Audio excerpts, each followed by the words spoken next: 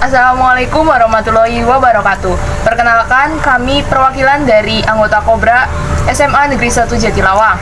Jadi di sini kami akan menemani waktu teman-teman untuk beberapa menit ke depan. Pada kegiatan kali ini, kami akan membahas tentang PHBS. Untuk mengetahui lebih lanjut tentang PHBS, kita simak bareng-bareng ya teman-teman. PHBS atau perilaku hidup bersih dan sehat adalah sebuah tindakan atau kegiatan positif yang dilakukan di lingkungan tertentu. Sebagai contoh, di lingkungan SMA Negeri 1 Jatilawang. Sebagai warga SMA Negeri 1 Jatilawang, kita wajib melaksanakan kegiatan PHBS dengan tujuan supaya lingkungan SMA Negeri 1 Jatilawang menjadi semakin sehat dan bersih. Selanjutnya yaitu manfaat dari PHBS. Yang pertama yaitu lingkungan menjadi sehat, warga dari SMA Negeri 1 Jatilawang semakin sehat, dan kita semua terhindar dari penyakit. Kira-kira kegiatan apa aja sih yang bisa kita lakukan dalam rangka program PHBS di lingkungan sekolah kita? Jadi, di dalam PHBS terdapat 15 indikator yang dapat dilakukan di lingkungan sekolah kita. Yang pertama yaitu menggunakan air bersih. Manfaat dari penggunaan air bersih yang pertama yaitu mencegah penularan penyakit seperti penyakit diare, kolera, cacingan, dan penyakit lainnya. Yang kedua yaitu menjamin tingkat kesehatan di lingkungan sekolah SMA Negeri 1 Jatilawang bagi semua murid dan warga SMA Negeri 1 Jatilawang. 2. Menggunakan jamban sehat. Manfaatnya yaitu untuk menjaga lingkungan agar bersih, sehat, dan tidak berbau.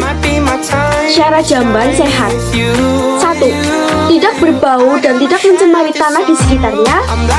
Yang kedua, kotoran tidak dapat dijambah oleh empat, serangga, dan tikus. Yang ketiga, mudah dibersihkan dan aman digunakan.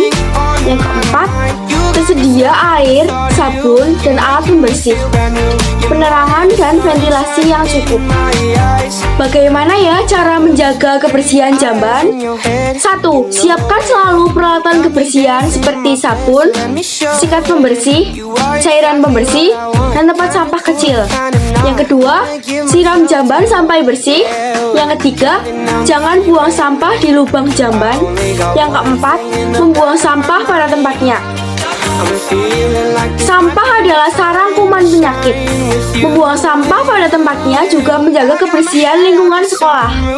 Akibat membuang sampah sembarangan: 1. Sampah menjadi sumber dan tempat hidup kuman yang membahayakan kesehatan. 2. Menjadi sumber pencemaran tanah, air, dan udara. Cara pengelolaan sampah dengan cara 4R. Reduce, mengurangi sampah dengan menghemat pemakaian barang, misalnya saat berbelanja membawa kantong sendiri. Reuse, misalnya memanfaatkan balik kertas yang masih kosong, memanfaatkan kertas bekas untuk amplop. Recycle, misalnya mengolah bungkus bekas menjadi aneka kerajinan. Replace, mengganti barang yang kita gunakan dengan barang yang ramah lingkungan, misalnya menggunakan kantong plastik yang biodegradable. 4. Cuci tangan pakai sabun. Cuci tangan dilakukan dengan air bersih yang mengalir dan menggunakan sabun. Manfaatnya yaitu membunuh kuman penyebab penyakit diare, cacingan, tipus, dan lain-lain. 6 langkah cuci tangan pakai sabun. 1. Basahi tangan dan gosok sabun pada telapak tangan. Kemudian usap dan gosok kedua telapak tangan dengan arah memutar. Yang kedua, usap dan gosok kedua punggung tangan secara bergantian. Yang ketiga, gosok sela-sela jari tangan hingga bersih. Yang keempat, bersihkan ujung jari secara bergantian dengan posisi saling mengunci. Yang kelima, gosok dan putar ibu jari secara bergantian. Yang keenam, letakkan ujung jari ke telapak tangan, kemudian gosok secara perlahan, bilas dengan air bersih dan keringkan. 5 waktu penting cuci tangan. 1. Sebelum makan. 2. setelah BAK atau BAB. 3. Sebelum mengolah makanan. Yang keempat, setelah beraktivitas. 5. Mengkonsumsi jajanan sehat. Manfaat jajanan sehat dapat meningkatkan kesehatan dan kecerdasan. 6. Olahraga secara teratur. Manfaat berolahraga diantaranya ada: 1. Berat badan terkendali. 2.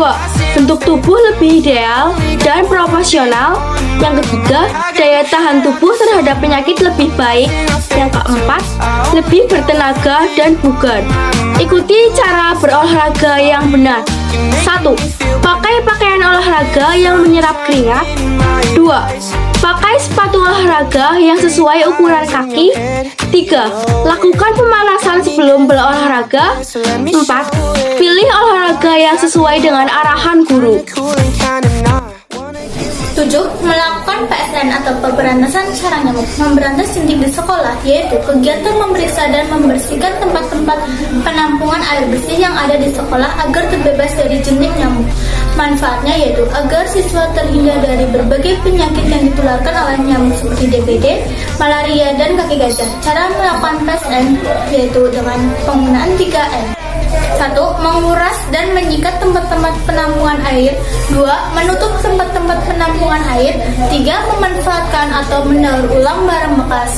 Cara mencegah demam berdarah yaitu: 1. Usahakan agar cahaya matahari masuk ke ruangan kelas. 2. Menaburkan bubuk pembunuh jentik nyamuk di tempat penampungan air 3 bulan sekali. 3. Menanam tumbuhan pengusir nyamuk seperti surya, lavender, dan rosemary. 8. Tidak merokok. Dalam satu batang rokok mengandung lebih dari 4.000 bahan kimia, 400 zat berbahaya, 43 senyawa penyebab kanker. Bahaya rokok yaitu: 1. Kanker paru-paru. 2. Kanker mulut. 3. Penyakit jantung. 4. Batuk menahun atau kronik. 5. Kerusakan ginjal dan lain-lain. Bagaimana supaya kita terhindar dari merokok? 1. Jangan pernah mencoba untuk merokok. 2. Berani bilang tidak kalau ada yang menawari kita merokok. 3. Tegur kalau ada yang merokok di sekolah. 4. Katakan tidak boleh kepada penjual rokok di sekitar sekolah. 9. Menimbang berat badan dan mengukur tinggi badan. Menimbang berat badan dan mengukur tinggi badan dilakukan secara teratur setiap 6 bulan sekali. Manfaatnya yaitu: 1. Mengetahui pertumbuhan dan perkembangan. 2. Mengetahui status gizi. Hasil penimbangan berat badan dan pengukuran tinggi badan akan dicatat di kartu menuju sehat atau KMS. Yang ke-10. Memotong dan membersihkan kuku. Kuku yang panjang menjadi salah satu tempat favorit bakteri untuk tumbuh dan menyebabkan penyakit, sehingga harus dipotong secara rutin sebelum kuman penyakit bersarang di bawahnya. Yang ke-11. Menggosok gigi. Setiap siswa dianjurkan menggosok gigi minimal 2 kali sehari, yaitu setelah sarapan pagi dan sebelum tidur, untuk mencegah gigi berlubang. Cara menggosok gigi yang benar yaitu: 1. Bulu sikat diposisikan membentuk sudut 45 derajat terhadap gusi.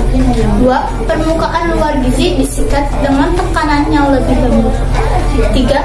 Permukaan bagian dalam gigi juga dibersihkan dengan cara yang sama. 4. Permukaan samping dan oklusi gigi juga dibersihkan dengan gerakan dari arah belakang ke depan. Yang kelima, terakhir, bagian lidah disikat dari belakang ke arah depan. 12. Menggunakan sepatu. Menggunakan sepatu dapat mencegah siswa agar tidak terluka akibat benda yang tajam yang mungkin berada di jalan dan mencegah infeksi cacing tambang. Ke-13. Memanfaatkan ruang UKS di sekolah. Ruang UKS dipergunakan untuk kegiatan antara lain: yang pertama, penyuluhan; yang kedua, P3K atau P3P; yang ketiga, penjaringan kesehatan; yang keempat, pemeriksaan kesehatan berkala, dan lain-lain. Yang ke-14, kader kesehatan remaja atau disebut KKR. Kader kesehatan remaja merupakan role model bagi teman-temannya di sekolah.